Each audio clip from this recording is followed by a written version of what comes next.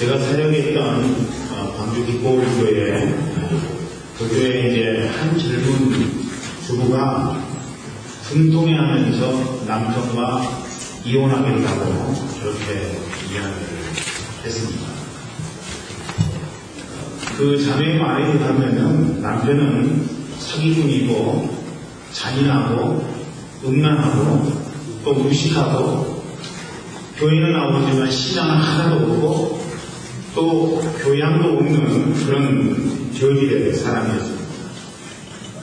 신앙 때문에 이혼은 못하더라도 그 정도면은 그 자매가 이야기하는 내용에 근거한다면은 별거는 해야 되지 않을까 하는 그런 마음이 들 정도였습니다. 하지만 자매가 너무 분노와 증오에 차 있어서 흥분이 식은 후에 말하자고 제가 이야기를 했고 그날은 그렇게 그냥 그 자매하고 헤어졌습니다. 일주일 후에 저를 다시 찾은 자매는 일주일 전에 그냥 흥분하면서 씩씩거리면서 자기 남편에 대해서 이야기했던 말은 전혀 대유적인 말을 합니다. 남편이 사업에 실패를 했고 그런데다가 내가 바가지를 긁어가지고 남편의 뚜껑이 열려서 그런 상황이 발생했고 그것에 대해서 내가 충분히 이해할 수 있다는 그런 이야기를 했습니다. 본성은 착하기 착하다고 그렇게 이야기를 덧붙였습니다. 자유로운 어머니와 같이 여러분 우리 어머니들이 착각하고 있는 환상 중에 하나는 우리 아들은 본성은 굉장히 착하다고 하는 거예요. 그러니까 문제 가운데 빠지게 되면 엄마들이 다 뭐라고 해요? 저놈이 본성은 좋은 놈인데 친구 잘못 만나서. 그런데 그 친구 잘못 만났다고 하는 그 친구 어머니 이야기도 동일하게 친구 잘못 만나가지고 내 아들이 이랬다. 이런 이야기를 하더라는 거죠. 여러분, 증오와 분노 속에 평가된 남편, 또 사랑과 이해 속에 비친 남편, 어떤 것이 진짜일까? 그런 생각을 많이 해보았습니다. 예수를 믿은 후에 우리는 내 속에 성령이 거하심으로 새 사람이 되었습니다. 여러분 모두 다 새 사람이 된 줄로 믿습니다. 예수 그리스도께서 우리의 마음 심령 가운데 내주하시는 것으로부터 우리는 이제는 과거의 삶을 뒤로하고 주님이 제시하시고 말씀해 주시는 삶 그대로 살아가는 새 사람이 되었다는 것입니다. 이제는 그 새 사람이 진짜 내 모습이라고 하는 거예요. 과거에 예수 믿기 전에 살았던 나는 가짜나고 이제는 성령께서 내 마음 가운데 나를 주장할 때 그 성령의 음성 앞에 응답하고 하나님의 선하시고 기뻐하시고 온전하신 뜻이 무엇인지 분별하며 살아가는 내가 진짜 나의 모습이라고 하는 것입니다. 그러므로 우리는 옛사람이 추구하는 삶의 모양을 계속 따르고자 합니다. 거기다가 가짜가 진짜를 주장하도록 사단은 끊임없이 우리 삶을 미혹하고 유혹합니다. 그래서 본문은 옛사람, 곧 가짜의 나를 땅에 있는 지체라고 이야기를 합니다. 그렇게 땅에 있는 지체를 미련 없이 죽이라고 우리에게 공고하고 있는 것이죠. 미련 없이 죽이라는 거예요.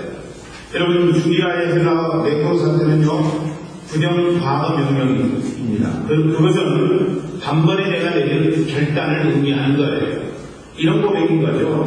옛사람 너를 당장 내가 하옥시키겠다. 할렐루야. 옛사람을 나의 삶 가운데 있는 옛사람의 뿌리조차도 내 삶 가운데 거하지 못하도록 내가 만드는 작업. 여러분, 그것이 바로 죽이라고 하는 의미의 단어라고 하는 것입니다. 우리는 지금 시리즈로 하나님 말씀을 생각하고 있습니다. 새 포도주는 새 때. 여러분, 새 포도주를 험무대에다 넣게 되면은 그것은 포도주 이 백이 찢어지고 헤어지게 된다. 그래서 포도주가 다 흘러버리고 만다. 성경은 그렇게 이야기를 합니다. 새 포도주는 새 부대에 넣어야 된다는 것이죠. 그래서 이제 우리는 교회당에 입당하면서 우리의 마음이 어떠해야 되는지, 우리의 생각이 어떠해야 되는지 하나님의 말씀으로 다시 한번 조명하고 있는 중입니다. 그래서 우리의 몸과 마음을 좀 새롭게, 그래서 하나님 보시기에 합당한 모습으로 살아가자고 하는 것이죠. 첫 번째 시간에 남을 탓하지 말자고 이야기를 했습니다.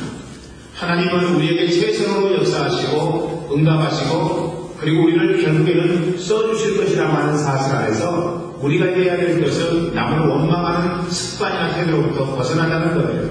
그리고 인생 살면서 결코 포기하지 말자고 여러분에게 주문했었습니다. 왜냐하면 하나님은 믿으신 하나님이시고 결국에는 우리를 써주시고야 말기 때문이라고 하는 것입니다.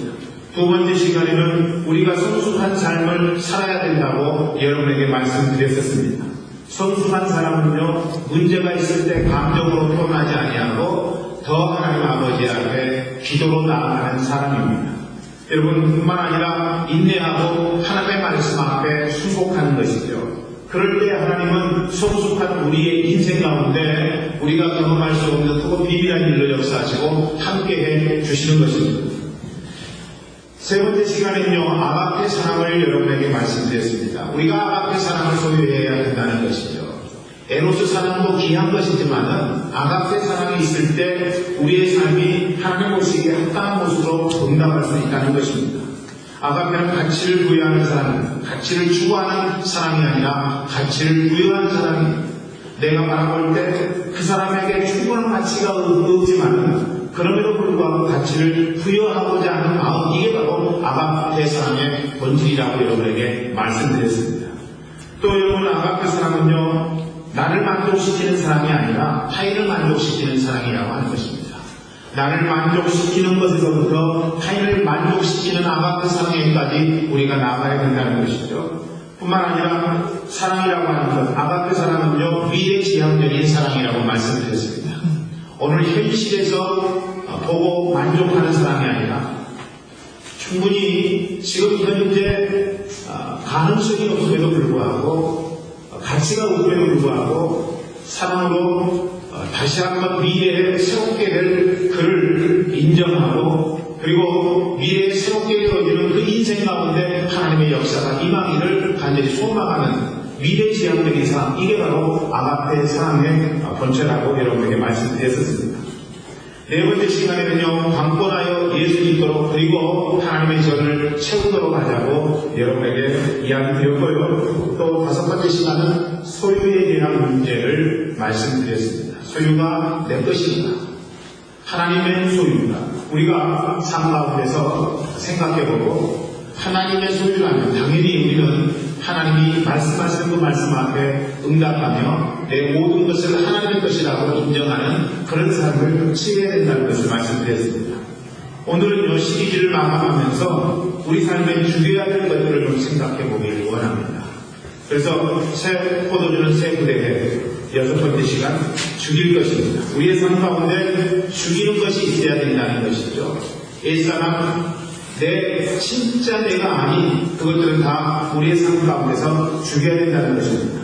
왜냐하면 우리가 옛사람을 죽이지 아니하면 새 사람을 살 수가 없기 때문에 그렇다는 것입니다. 우리 안에 하나님의 성령께서 내주하시고 그렇게 살아가는 삶을 우리는 새 사람이라고 이야기하는데, 성령께서 나를 주장해서 내가 온전히 새 사람을 살지 아니하면은 옛사람이 잡초와 같이 무성하게 내 마음 신령 가운데 자라서 내가 예수 믿는 사람과는 전혀 상관없는 삶을 살도록 만들기 때문에 그렇다는 것입니다. 저는 우리 교회 모든 분들이 이전에 옛사람을 죽이고 새 사람으로 무장되기를 주의 이름으로 간절히 축원합니다. 오늘 보면 성도들이 옛사람 본성대로 행했던 땅의 지체를 제거하라고 이야기를 하고 있어요. 그러면은 우리가 과거에 행했던 대표적인 땅의 지체는 무엇입니까? 5절 말씀을 보면 그 말씀이 이렇게 기록되어 있죠. 같이 읽어보죠. 시작. 곧 음란과 부정과 사욕과 악한 정욕과 탐심은 우상숭배니라.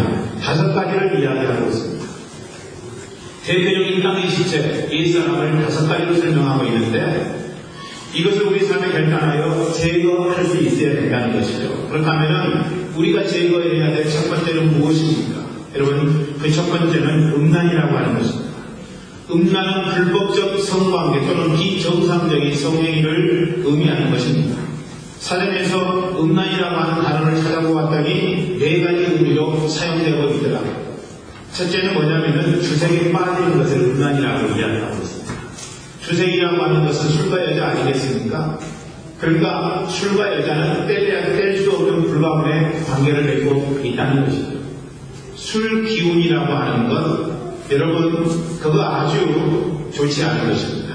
술 기운에 내가 뭘 했다, 술 기운에 이런 반응을 했다, 여러분 이거 좋지 않은 거예요. 그래서 성경은 술 취하지 말라는 말로 우리가 많이 이야기하는데, 그래도 술 먹어도 되잖아요 목사님 이렇게 이야기하는데, 성경의 원래 의미 술 취하지 말라고 하는 의미는요, 원어상으로 술 먹지 말라고 하는 의미인 것입니다. 여러분 술 취하지 말라라고 이야기하는 그것을 이용해서는 안 돼요. 우리가 술로부터 벗어나야만이 주색에 빠지지 않을 수 있다는 것입니다. 두 번째로는 음탕하고 난장한 것을 음란이라고 이야기합니다. 세 번째로는 성적인 혼란을 음란이라고 이야기하고, 네 번째로는 방탕한 것을 음란이라고 이야기한다는 것입니다. 방탕한 것, 그것은 그냥 삶의 사이클이 잘못된 것을 의미하는데 꼭 음란이라고 할 수 있나요? 예, 음란에 포함된다는 거예요.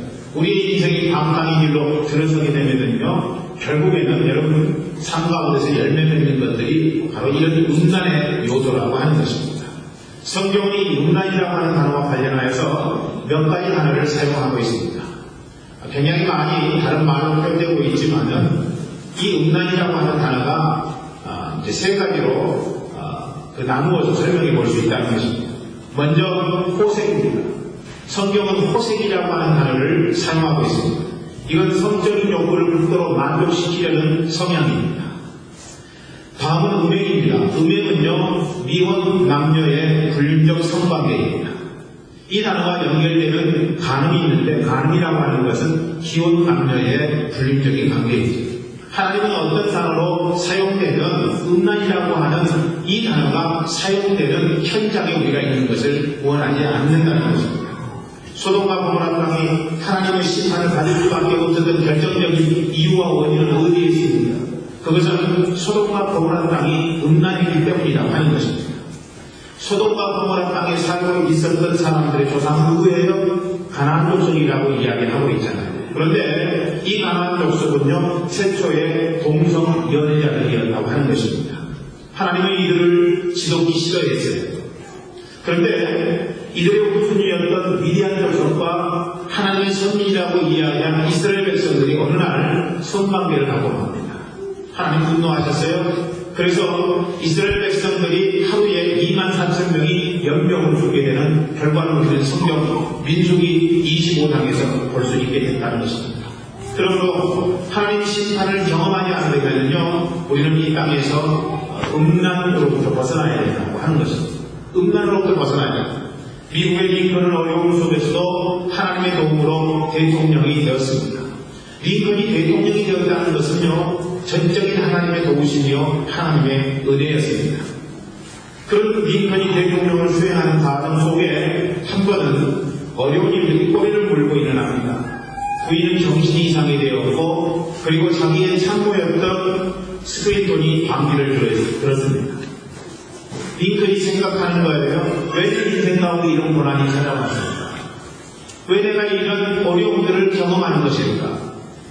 여러분, 때때로 우리의 삶 가운데 어려움들이 있을 수 있습니다. 내가 생각할 때 고난이라고 할 정도의 상황이 우리의 삶 가운데 연출될 수 있다는 것이죠. 그런데 내가 고난당하고 있는 것인가, 아니면은 내 실수가 이런 문제를 야기시킨 것인가, 우리는 그것을 분명히 생각해 보아야 된다는 것입니다. 내가 잘못해서 이런 상황이 벌어진 것인데, 그것을 내가 인생 살다가 이유 없는 고난에 처한 것이라고 생각한다면 그것은 옳은 것이 아니라고 하는 것입니다. 자기 자신이 고난이라고 생각할 만한 일들이 자기의 삶 가운데 벌어지게 되니까 링컨이 하나님 아버지 앞에 기도하기 시작합니다. 하나님, 왜 이런 일들이 벌어졌습니까? 왜 내가 이런 고난을 당해야 됩니까? 그렇게 하나님 앞에 간절하게 기도할 때 하나님께서 링컨에게 환상 하나를 보여주십니다. 그것은 자기 자신이 다른 여인에게 음란한 마음을 가지고 산 것 때문이라고 하는 그런 환상이었던 것입니다. 그 시로 링컨은요, 그 여자로부터 돌아섰고 회개하여 마음의 평안을 얻었다고 하는 사실입니다. 여러분, 이와 관련해서 생각해 본다면요, 케네디가의 저주가 임한 것은 혹 음란의 문제 때문은 아니겠는가 하는 그런 마음도 가져봅니다. 미국의 유력한 정치 가문이었는데 다 사람들이 죽게 되는 그런 상황 속에 처하게 된 거죠. 어디서부터 이런 문제가 발생되었을까? 비행기를 타면 비행기가 추락하여 죽고 총에 맞아 죽고 여러분 경험하지 않아도 되는 그런 문제들이 이 케네디가에 많이 있었다고 하는 것입니다. 그런데 그런 고난이, 그런 문제가 찾아온 것이 혹 그 가운데 있었던 음란의 문제는 아닌가 저는 생각해 보게 됩니다. 음란하면요 그 결과가 심판이에요. 하나님은 음란한 것을 그냥 지나칠 수가 없다는 것입니다. 그래서 이제 여러분 우리가 해야 될 일은요 이 음란에서 벗어나야 된다는 거예요. 그런데 이 음란에서 벗어나고자 하는데 내 힘으로는 잘 안 돼요. 음란의 문제가 내 힘으로는 안 된다는 것입니다. 그래서 우리가 삶 가운데 선택해야 될 것은 뭐냐면은 하나님의 도우심을 바라는 거예요. 하나님 나를 도와주세요. 하나님 나를 인도해 주세요. 그리고 우리가 그분을 의지해야 된다는 것입니다. 약할 때 나에게 도움을 주시는 그분, 나를 이끌어 주시는 그분 앞에 여러분 우리가 믿음의 고백을 하고 주님 내가 할 수 없는 이 음란의 문제를 당신께서 깨끗하게 치료해 주시고 회복시켜 주시옵소서. 주님 앞에 나가야 된다는 것이죠. 저는 우리 교회 모든 분들의 삶에 성결함의 은혜가 있기를 주의 이름으로 간절히 축원합니다. 두 번째, 우리가 주의해야 될 딱히 지체가 뭐냐면은 부정입니다. 부정은 정직하지 못한 도덕적인 윤리 행위, 곧 거짓을 가리킵니다. 왜 정직하지 못한가? 왜 그리스도인이면서 진실을 유지하지 못하는가? 여러분 그런 질문 앞에 정직하면 그리고 진실하면 살기 힘들다고 생각하기 때문은 아닙니다. 우리는 그런 응답을 할 수 있습니다. 맞습니다. 정직하면 진실하면 살기 어려울 수 있습니다. 그러나 정말 살기 힘들기 때문에 거짓말합니까? 정말 살기 힘들기 때문에 진실하지 못합니까? 저는 그렇지 않은 부분이 훨씬 더 많다고 생각을 합니다. 그 이유는 뭐냐면요, 인생 쉽게 살기 위해서 거짓말을 하더라는 것입니다. 여러분, 쉽게 성공하고 쉽게 목적에 도달하기 위해서 진실로부터 멀어지더라는 것입니다. 그렇지 않아요, 여러분? 정말 내가 살기 힘들어서 거짓말하지 아니하면 진실하면은 인생 어렵기 때문에 어쩔 수 없이 한 거짓말이고 어쩔 수 없이 진실하지 못한 것이냐는 이야기죠. 여러분, 제가 볼 때에는요, 더 많은 경우에 인생을 쉽게 나가기 위해서 거짓말하는 경우가 훨씬 더 많다는 것입니다. 그래서 고산 안상원 선생님은 뭐라고 이야기했습니까? 꿈속에서라도 거짓말하지 말라고 이야기했던 걸 알고 있습니까? 정직하면은요, 오히려 인정을 받아요. 잠시 잠깐 정직하면은 어려움이 다가올 수 있지만은요, 계속 정직하면은요, 인정을 받는다는 것입니다. 좀 늦을 뿐이에요. 정직이 저는 경쟁력이라고 생각을 합니다.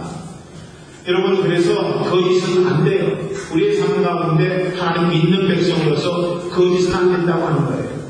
거짓은 함께 망하게 하는 것입니다. 그래서 시편 32편 11절 말씀 보니까 뭐라고 이야기하고 있습니까? 우리 그 말씀 같이 읽어보죠. 97편이라고 되어 있는데 32편 11절입니다. 시작. 악한 자의 집은 망하겠고 정직한 자의 장막은 흠하리라. 악한 자는 망하겠다는 거예요. 그렇지만 정직한 자는요, 거짓말하지 아니하고 진실된 자는 하나님께서 그 집안을 흥하게 하시겠다고 하는 것이 성경의 약속이라면, 오늘 우리는 우리의 인생 속에서 하나님이 우리의 마음을 붙들어 주시고 우리를 아시기 때문에 정직한 삶을 살아가야 된다고 하는 것입니다. 하나님의 시편 5편 6절에서도 거짓말하는 자를 내가 멸하겠다라고 그렇게 선포하고 있습니다. 아무리 내가 교묘하게 거짓말하고 진실을 위장한다고 할지라도 하나님 앞에서는 그것이 다 드러나게 되어 있다는 것입니다. 예수님은요, 인간을 파괴하려는 사단을 거짓말이라며 거짓의 아비라고 요한복음 8장 44절에서 이야기를 했습니다. 그러니까 우리가 거짓말하고 있다는 것은요, 하나님과 전혀 상관없는 자라고 하는 거예요. 우리가 거짓말한다면 진실하지 않는다면 그 인생은 지금 사단의 미혹함을 갖고 있다는 것입니다. 그러므로 오늘 우리가 선택해야 될 것은요, 진정이라고 하는 거예요. 거짓말하지 않는 것이라고 하는 것입니다. 최후 승리자는 정직한 자입니다. 그래서 이 시대에 필요한 사람은요, 정직을 회복하기를 원하는 사람이라고 하는 것입니다. 한 조사에 의하면요, 사람들은 하루에 약 200번의 거짓말을 한다고 합니다. 그러니까 8분에 한 번꼴로 거짓말을 하게 되는 것이죠. 심지어는 여러분, 우리가 잠자는 시간을 빼놓는다면요, 거짓말을 하는 그런 시간은요, 훨씬 더 짧아집니다. 4분, 5분 만에 우리는 거짓말을 한 번씩 하는 연약한 자라고 하는 것입니다. 사람의 본질적인 성향 때문에 분명 정직성의 한계는 있습니다. 그것을 우리가 인정할 수 없다 이렇게까지 하는 것은 아니에요. 우리의 연약함이 있어요. 여러분, 우리의 본성이 거짓말하고자 하는 본성이기 때문에 우리가 정직만을 하고 인생을 살아가기가 쉽지 않다는 것입니다.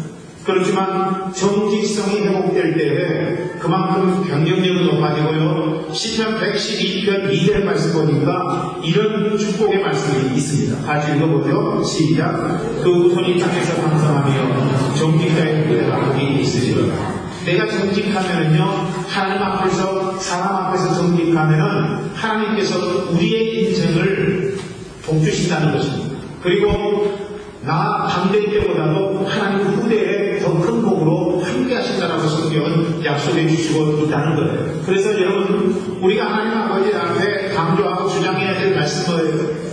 하나님 시편 112편 2절 말씀을 통해서 정직한 자의 후대가 복이 있으리라고 말씀해 주셨는데, 나의 정직을 보시고 하나님 내 자손들 가운데 하나님의 은총과 사랑을 허락해 주시옵소서, 주의 약속대로 이루어지기를 원합니다라고 하는 그런 삶의 고백이 우리의 삶 가운데 있어야 된다고 하는 것입니다.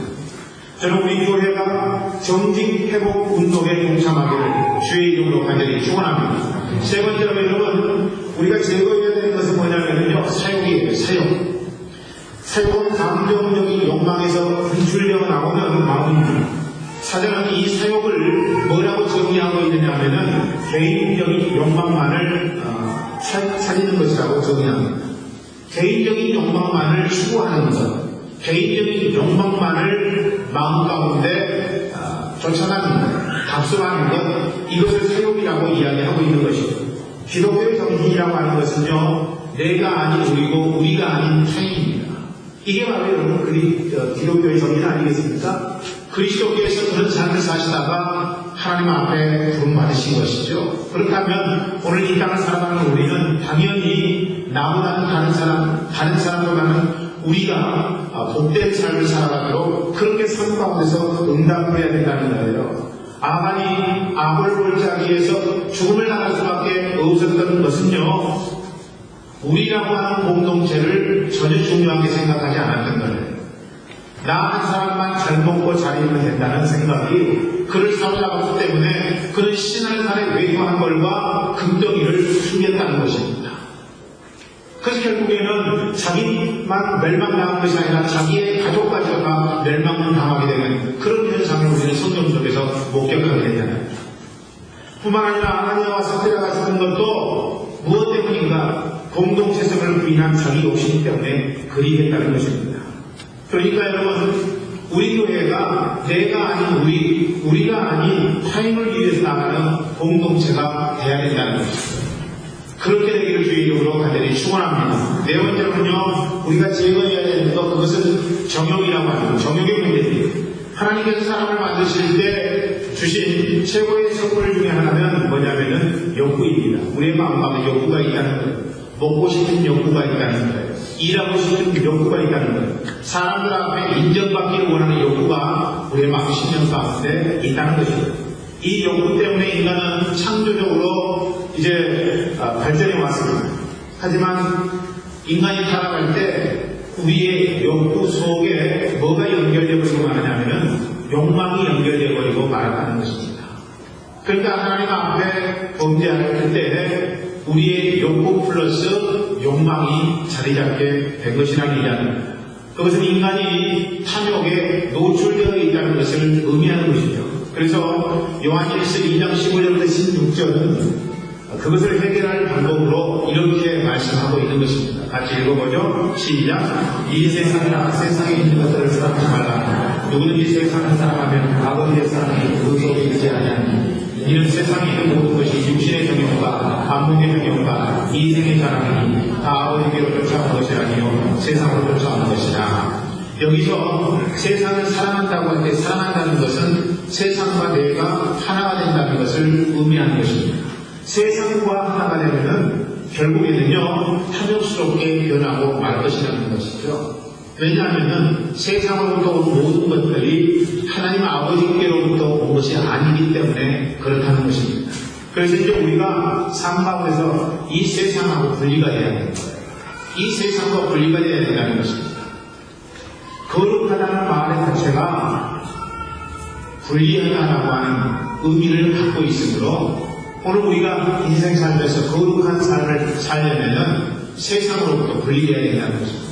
세상이 추구하는 것들로부터 우리가 분리되어야 된다는 거예요. 세상이 기대하고 소망하는 것들로부터 우리가 분리되어야 된다는 것입니다. 온전히 우리는 무엇으로 우리의 삶을 무장해야 된다고요? 하나님께로부터 오는 것들로 무장해야 된다는 거예요. 세상과 우리가 그렇다면요 우리 속에서는 하나님의 선한 것이 있을 수가 없다는 것이죠. 그렇기 때문에 거룩하기 위해서 세상으로부터 여러분 분리되어져야 된다는 것이죠. 저는 우리 교회 모든 성도들이 거룩하여 정욕을 물리치는 아름다운 백성들 되기를 주의 이름으로 간절히 축원합니다. 마지막 5번째입니다. 우리가 제거해야 될 것은 뭐냐면요 탐심입니다. 곧 우상숭배라고 하는 거예요. 이것은 경제적인 욕구에 대한 무절제한 욕망을 지칭하는 것입니다. 오늘 본문에서 특히 바울은 탐심을 우상숭배로 규정하고 있습니다. 내가 마땅히 구해야 될 것보다 더 높은 데에 우리의 마음을 두게 되면 그것은 우상숭배로 연결된다는 것이 오늘 본문의 이야기라고 하는 것입니다. 탐심이라고 하는 것 그것은요 물질을 추구하여 그것을 결국에는 하나님 위치에 올려놓기 때문에 우리가 자꾸 탐심의 마음을 갖게 되면은 우상숭배의 잘못된 행위를 삶 가운데서 행할 수밖에 없다는 것이죠.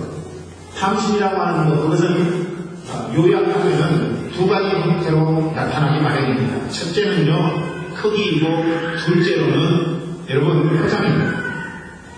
크기예요. 크기 탐심이라고 하는 것. 자꾸 큰 것을 원하잖아요. 높은 것을 원하잖아요. 여러분 우리의 삶이 그렇다는 것입니다. 그 가정에 소득이 얼마나 해? 여러분 우리는 상당히 관심이 많아요. 그렇죠 여러분.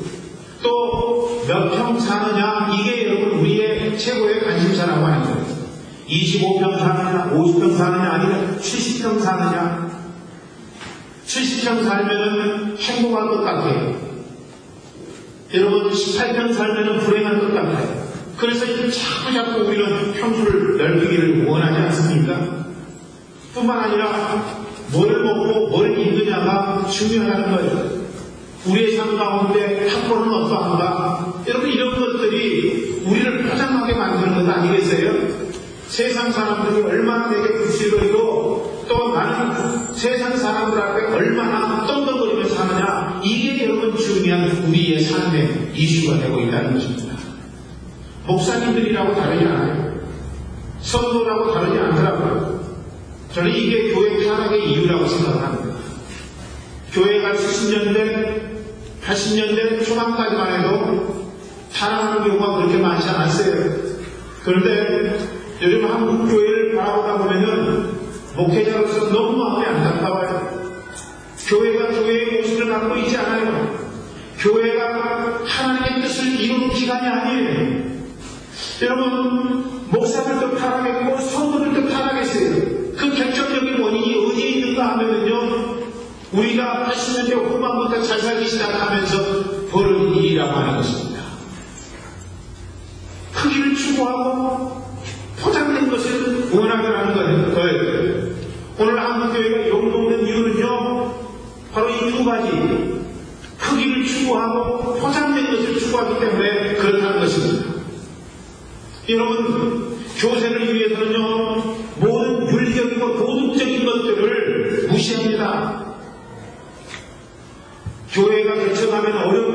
성공할 수 없다. 그러니까 많은 목회 후보자들이 어떻게 해요?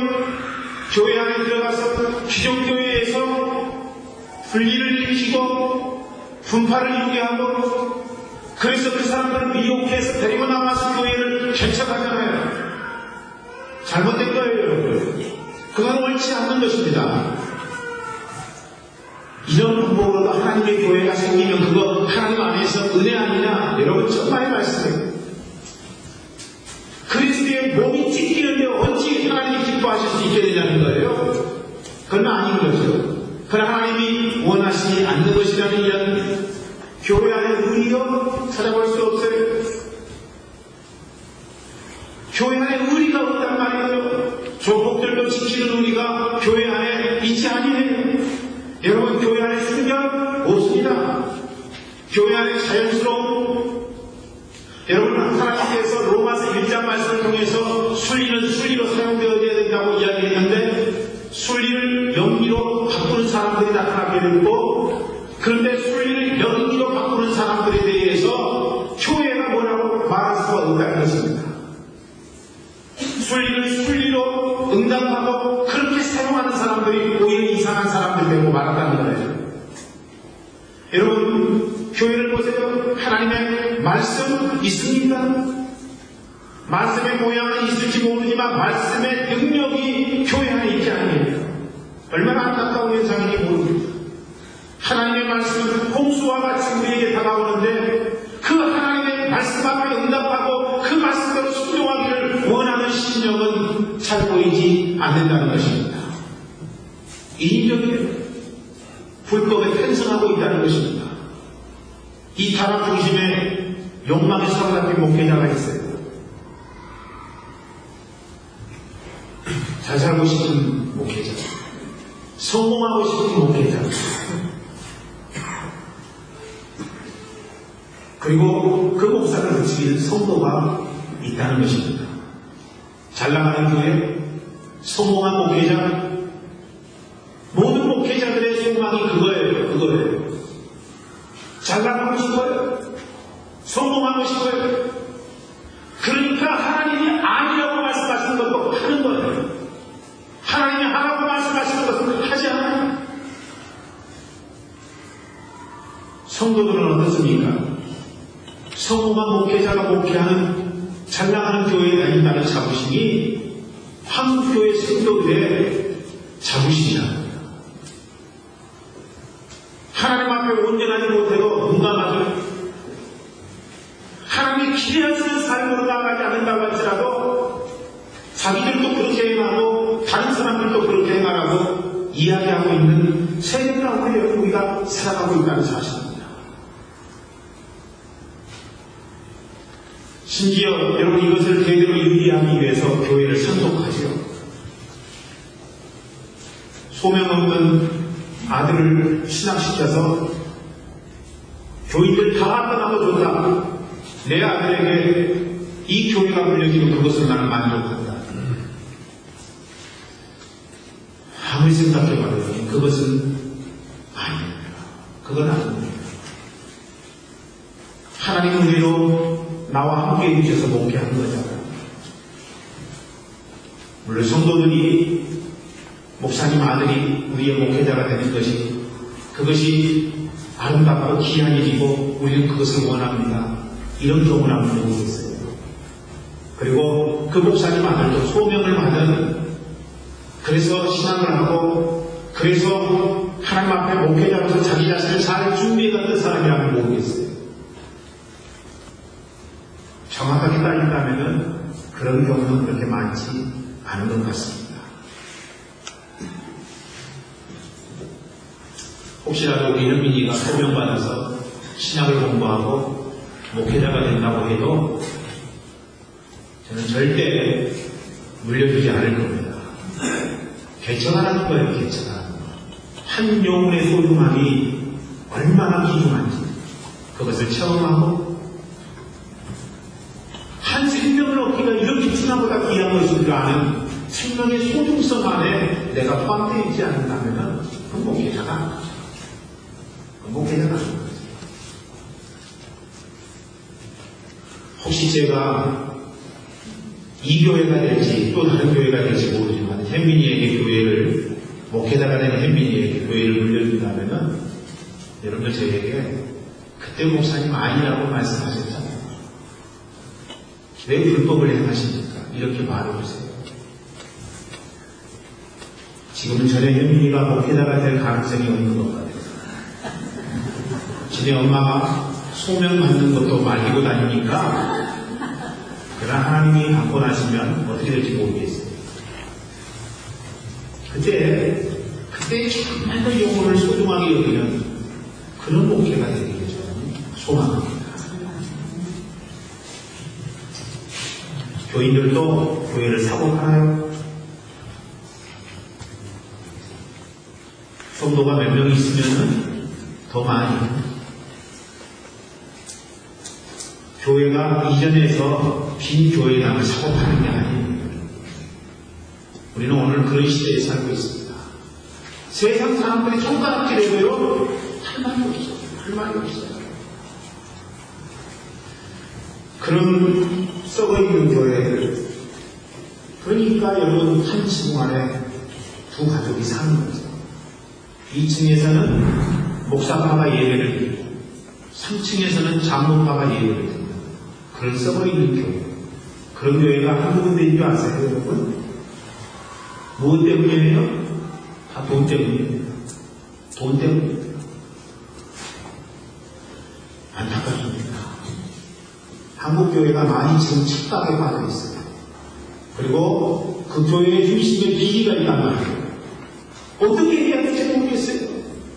나도 목회자인데, 나도 예수 믿으라고 이야기하는 목회자인데, 설교하는 사람인데, 어떻게 말해야 될지 모르겠어요.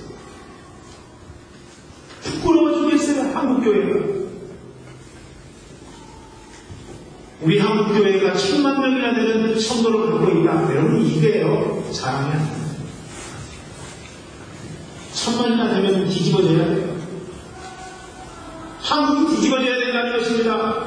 정말 본격적으로 예수를 마음 가운데 영접한 그리스도인들이 100만 명만 된다면요, 한국 뒤집어져야 돼요. 안 뒤집어지잖아요.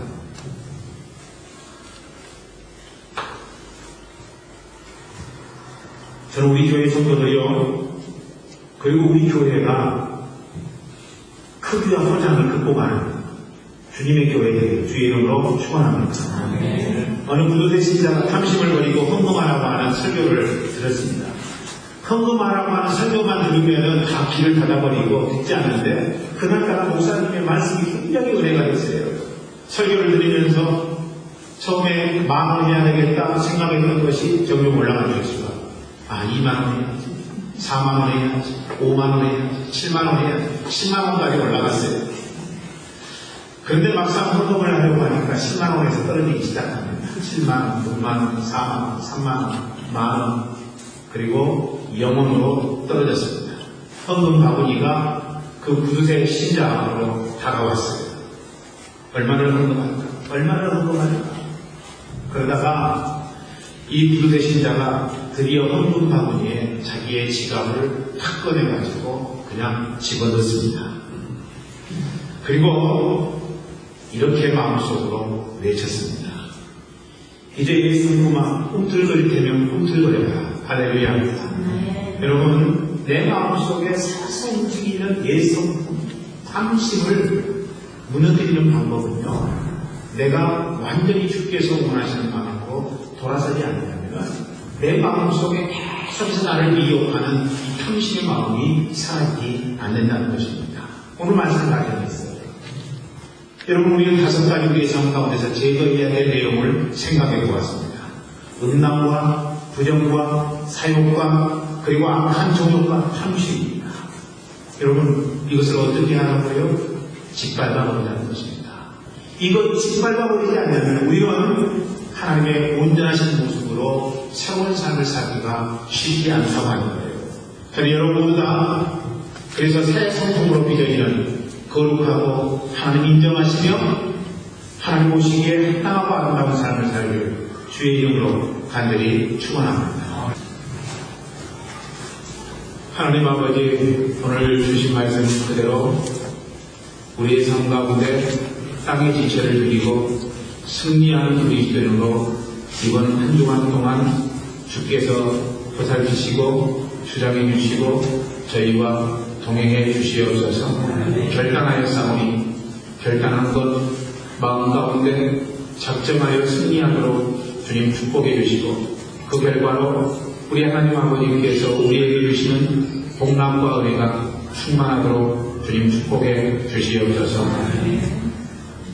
하나님 앞에 땅의 지체를 누리고 믿음으로 살기를 결단한 지금부터는 우리 주 예수 그리스도의 놀라우신 은혜와 아버지 하나님의 크신 사랑하심과 성령의 감화내를 충만하시니 주의 백성들 머리 위에 삶의 현장 속에 미래 위에 직장과 사업 위에 공부 위에 가정 속에 지금부터 영원토록 함께 계시기를 간절히 축원하옵나이다. 아멘.